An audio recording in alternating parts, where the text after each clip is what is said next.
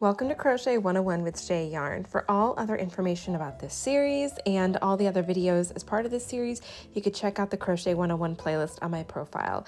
Let's get to today's lesson, which is a slip knot and chaining. These are going to be the foundation of many of the projects that you do. So we're going to be taking our 5mm hook and our weight 4 yarn. So there are many ways you can do a slip knot. This is how I do mine. I pinch the yarn between my fingers here and I wrap the yarn around into an X. And then you can either use your hook or your finger and you are going to pull through the farther part of your X. So once again, you're going to take your yarn, pinch it here, make yourself an X. You can, like I said, you can also use your hook to go under and pull it through. This is some good hook practice for you. And that is the slip knot. And that is how you're going to start many of the projects that you'll be doing as a crocheter. We take our yarn, we pinch, we make an X across our fingers, and we can take our fingers right here and just pull through the farther part of our X, and you have your slip knot. And if you've done that with your fingers as opposed to doing it with your hook, this is the point where you can put it on your hook and pull down to tighten that around your hook, and you have your slip knot. And now we're going to start our chaining, and chaining is how you decide how wide the beginning of your project is going to be. Especially when you first start out, make sure that you're not making your slip knots or any of your chains too tight as you work on your tension. But we're going to take we're going to call this our working yarn, and this is the one that is attached to our ball of yarn. And this is going to be the one you're making your chains with. I like to pinch my tail.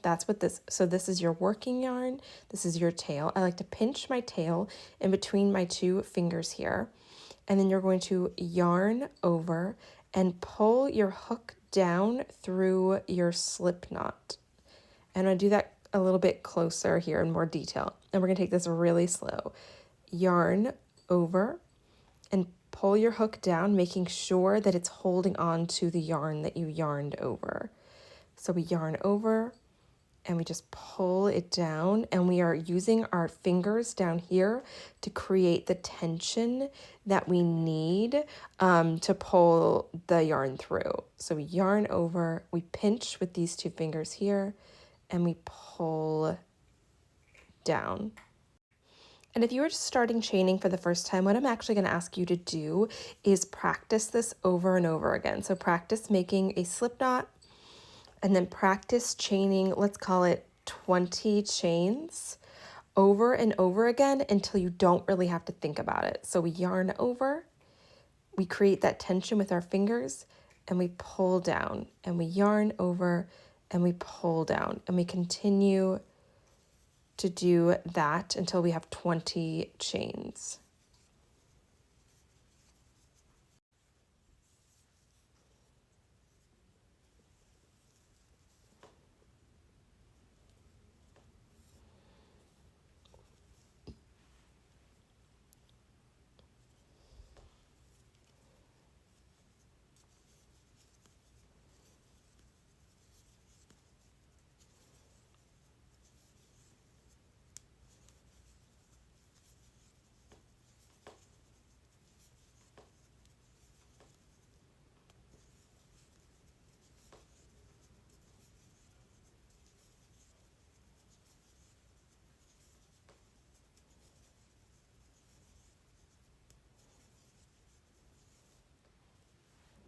A little tip that I'm going to give to you about chaining is using stitch markers to keep track of your chains. If you're starting a blanket or something and you need to chain a larger amount, 50, 100, 200, place a stitch marker every 20 chains that you make so that you don't have to go back and keep recounting from one.